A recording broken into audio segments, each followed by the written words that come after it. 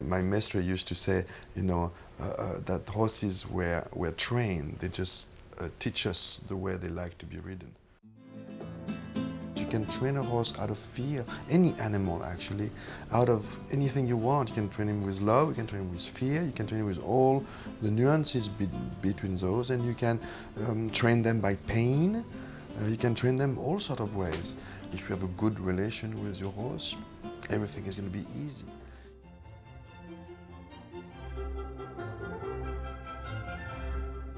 You will see when you work the horses in hand, and some of them bang their leg, or some of them have a leg who goes forward and step back on them. You have one hind leg which is working more than the other. You have one shoulder which is tighter than the other.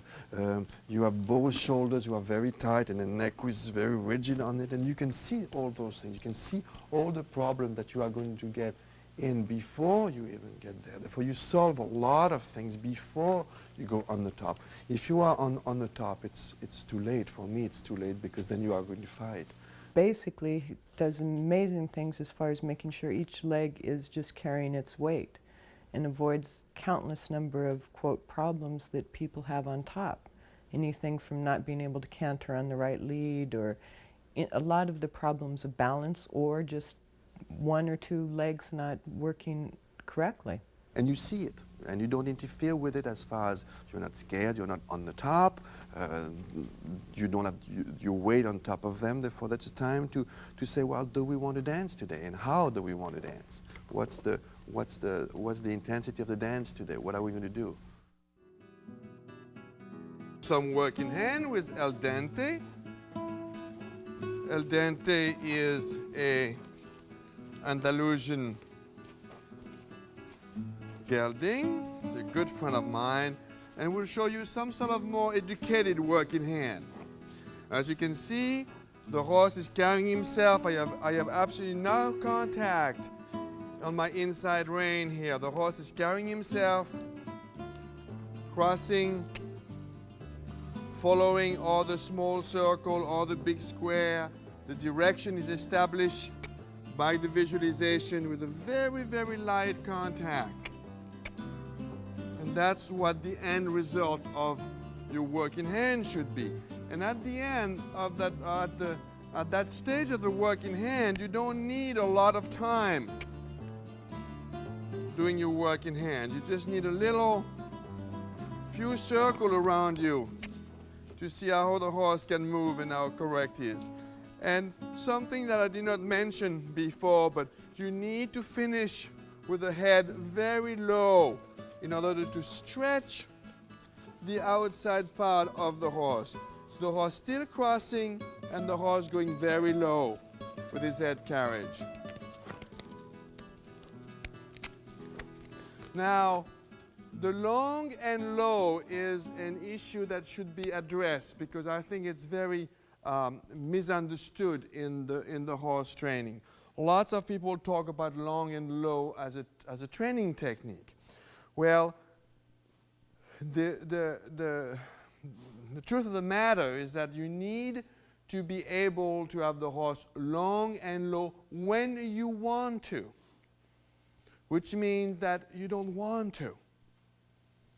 You don't want to work the horse in an unnatural position. You want him to work him in the correct position. Now, at the end of your work, if you want him to stretch him down and make him feel comfortable by lowering his head, I think this is wonderful.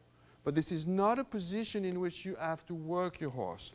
You also would understand that the people who are thinking about working long and low are also the people who complain about the balance of the horses getting wrong and getting on a forehand, which doesn't exist when you work in hand or when you do your shouldering properly. Therefore, at the end of your lunging and your work in hand, just encourage your horse to go long and low, to just stretch his muscle. Now, some people say it's a little difficult for him to go down, and the bending is what is difficult. Well, the bending to the inside is very easy to the compare of the stretching on the outside. And that's what has to be understood. The beginning of it is a little tricky because you are asking the horse to dance, and sometimes because he's a little stiff or because he's not completely cooperating in his head, he will rather tell you, no, I would rather not do it. For there's a little bit of confrontation at the beginning, and sometimes people get a little funny about that, but as soon as that is passed, after that it's just a golden tool. Everything worked wonderfully. The work in hand could benefits any horse that needs to use 4 legs in his back, any type athlete, because it is teaching the horse that he has 4 legs and that he needs to use each one of those, that he's not stiffening one shoulder and therefore avoiding that shoulder all of the time. It can be used on reining horses, jumpers, any horse that needs to do something, even trail horses. You're gonna extend the soundness of your horse a lot by doing the work in hand.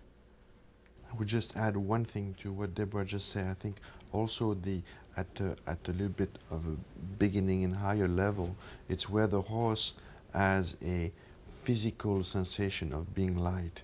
In other words, you're not sitting on your horse, you're holding him very lightly with your hand, and he is going through a little movement that we call the working hand, which is the shoulder in, and he's crossing his leg, and he's round, in the same attitude than when he was lunged, the same attitude that you want him when you're going to ride him, and he's going to be light. In other words, he's not going to be held in that position. And he has a feeling of a self-carriage, there's a feeling of him doing something. And if you can sit on him and don't disturb him, you are going to have the same feel on the top. Therefore, this is the beginning of a whole mental process where the horse is aware of his body, he is light, meaning that he doesn't need to be restricted by the rider's hand or leg, and then suddenly, if you recreate that when you're on the top, you have a horse light and in shoulder in.